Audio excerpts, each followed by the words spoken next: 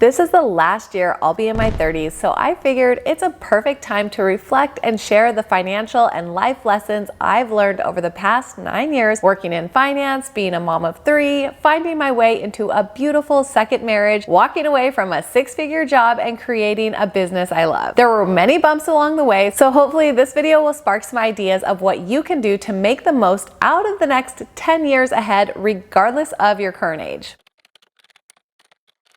Lesson 1 is time is going to pass regardless of whether you do the hard thing or not. I remember researching certain degrees and dismissing them simply because I thought they would take way too long. Turns out that even though I only got a 4-year degree, after my designations and certifications, it added up to over 6 years of studying and a couple of years on top of that working entry-level jobs to actually get into the career that I wanted. If I would have understood this earlier, I could have gotten this out of my way in my 20s instead of dragging it into my 30s. On the flip side, in my early 20s, I had no idea what anything in the finance world was, so I may have spent all that time and money going after something I didn't even care about. So it was really good to get some life experience and work on different jobs in finance before honing in on the very specific personal finance niche that I went after. Ultimately, I think the lesson is to not rush into something that stems from societal pressures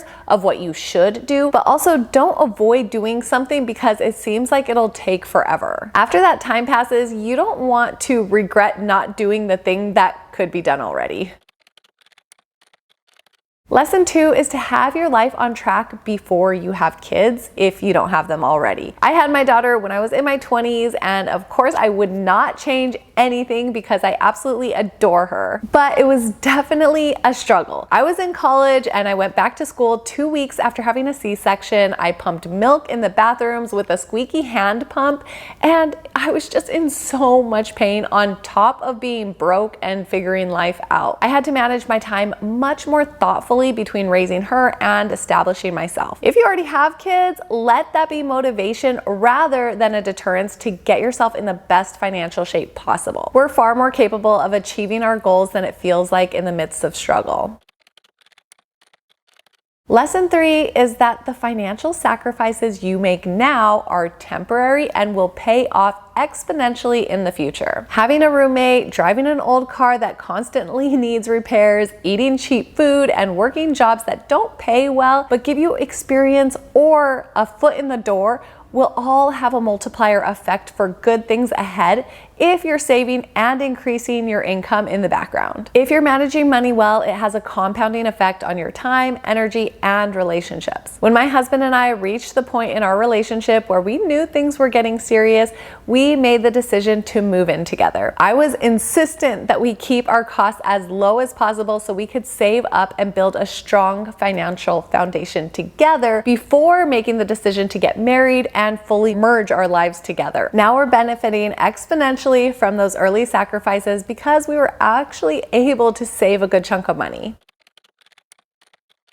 Lesson 4 is earning more money makes life easier and way more enjoyable. I had gotten used to financially struggling my whole life, so when I found myself in a career where I was still struggling, it seemed normal. Luckily, I learned that I could triple my income if I went to another firm and also work less. People that are making more money than you are aren't any smarter than you are. They just figured out how to do it sooner than you have. It's also worth realizing that if you're gonna be working a job all day, you may as well try and make the most in a day that you can. So this, combined with the first lesson that the time will pass regardless, kept me going after higher paying jobs until I got to the point where there was a healthy surplus every check and I was finally able to experience the feeling of getting ahead with my finances. This feeling is worth all the pain of getting out of your comfort zone and strategically positioning yourself to earn more money.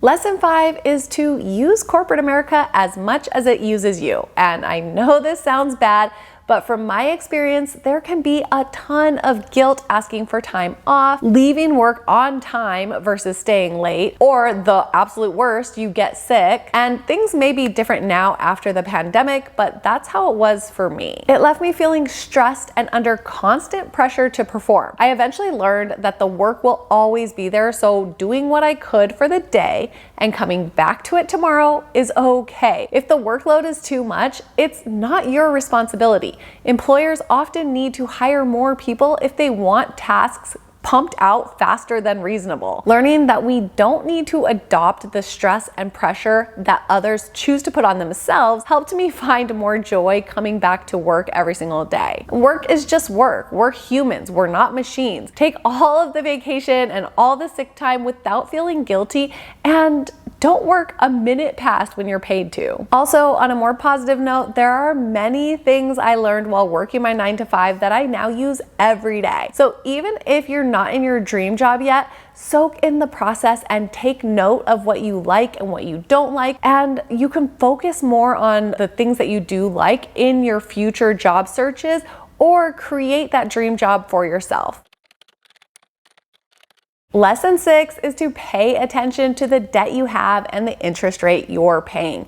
This is a big one. Loan providers tend to hide the interest they're charging you, and you probably avoid looking because you know it'll be painful, but do yourself a favor and get clear on how much your borrowed money is costing you. In my 30s, I had about $15,000 of debt, and after running my numbers in a loan payoff calculator, I realized I was being crushed with interest. Learning this got my attention. I refinanced to a 0% card, and I created a debt payoff plan using the avalanche method and dumped all of my monthly surplus towards getting this paid down as fast as possible. Lesson 7 is to have the courage to walk away from a bad relationship. Loving someone is not enough to make them a good life partner, and it's way better to be lonely and single than lonely in a relationship. It's also way better to just be single and deal with your own ish than be in constant strife with somebody else. Getting married when I was 19 didn't give me many experiences with understanding what I really wanted from a life partner, and we spent years trying to make it work. It was a constant struggle. Thankfully, we did part ways, and I now understand that if you're matched up well, your relationship is not a lot of work. I keep hearing people say that, but your relationship can actually be a retreat from work. So if you're single, spend time dating to get a clear understanding of what you really want from a relationship. I was able to see the good in people that I dated and also learn what didn't work for me after my first marriage flopped through this dating process. I eventually came to the conclusion that I was perfectly content being single and would only consider seriously dating someone if they met the criteria that I valued. I ended up meeting that person, my now husband, at a running club, and we've been married for 5 years now, with things getting better every year as we grow closer together and understand each other deeply.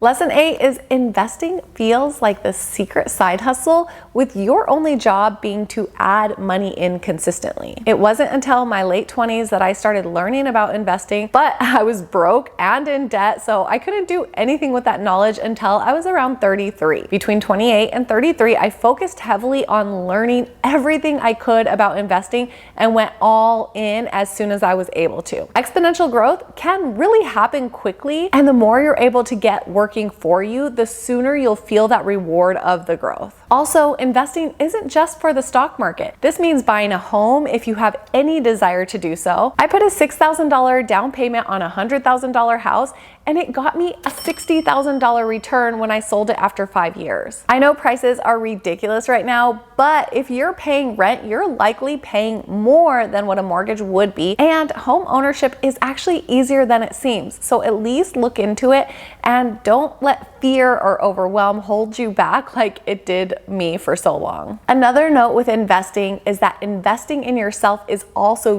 deeply valuable and impactful and can offer gains 10 times more more than any other form of investing. Don't waste your time worrying about spending time and money on self-development. I used to agonize over every course I bought and coach I hired, and now looking back, I realized that money spent was 100% worth it in every way because it helped me take action on my goals, like creating a YouTube channel and a business from scratch. Learning from someone who has done what you want to do is highly valuable, so invest in yourself so you have the confidence and skills to go after everything you want from life.